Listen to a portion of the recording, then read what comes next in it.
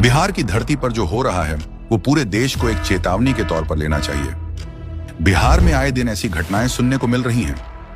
पहला अररिया से 6 साल से भारत में रहे एक घुसपैठिए को गिरफ्तार किया गया जो 2 बार वोटिंग भी कर चुका है। दूसरा किशनगंज में फर्जी आधार कार्ड बनाने वाले गिरोह का भंडाफोड़ हुआ, जहां हाईटेक मशीनों से विदेशी घुसपैठियों के लिए पहचान बनाई जा रही थी।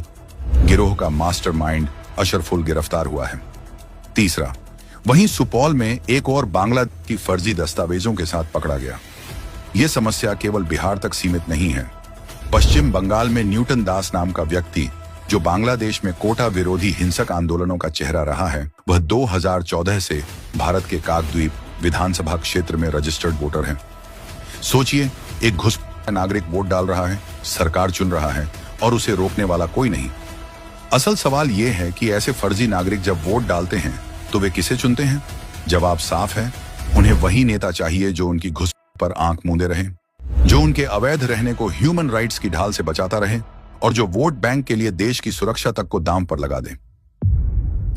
ऐसे में कांग्रेस और लेफ्ट पार्टियां सबसे पहले इन घुसपैठियों की रहनुमा बनकर सामने आती हैं। जब सरकार वोटर लिस्ट से फर्जी नाम हटाने की बात करती है तो यही लोग लोकतंत्र खतरे में है का राग अलापने लगते हैं। हालिया मामला बिहार में चुनाव आयोग वोटर लिस्ट के रिवीजन से जुड़ा है, ताकि चुनाव आयोग ये पता लगा सके कि बिहार में कहीं घुसपैठिए वोट लिस्ट का हिस्सा तो नहीं बन गए हैं। आखिरी बार अटल बिहारी वाजपेयी की सरकार के समय 2003 में इसी तरह का रिवीजन रोल आउट हुआ था। उसके बाद अभी क्यों? हर बार ये सारे भाजपा सरकार को ही सारे जरूरी काम करने पड़ते हैं।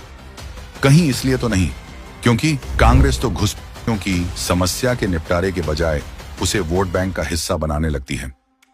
बिहार वोटर कार्ड रिवीजन के लिए चुनाव आयोग ने कहा है कि जिनका जन्म 1 जुलाई 1987 के पहले हुआ है, उन्हें जन्म तिथि और जन्म स्थान का प्रमाण पत्र देना है। वहीं 1 जुलाई 1987 से 2 दिसंबर 2004 के बीच जिनकी जन्म तिथि है, उन्हें स्वयं व अपने माता पिता की जन्म तिथि व जन्म स्थान का दस्तावेज दिखाना होगा। वहीं 2 दिसंबर 2004 के बाद जन्म लेने वालों को अपना और अपने माता पिता दोनों का दस्तावेज दिखाना होगा।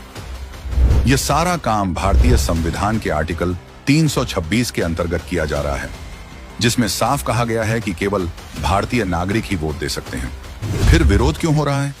इसका जवाब भी सीधा है, क्योंकि अगर घुसपैठिए वोट नहीं देंगे तो उन नेताओं की राजनीति खत्म हो जाएगी जो इन्हीं अवैध वोटों के सहारे सत्ता में बने रहते हैं। यही कारण है कि राहुल गांधी और तेजस्वी जैसे नेता, जिनका खुद का जनाधार खिसक चुका है, पहले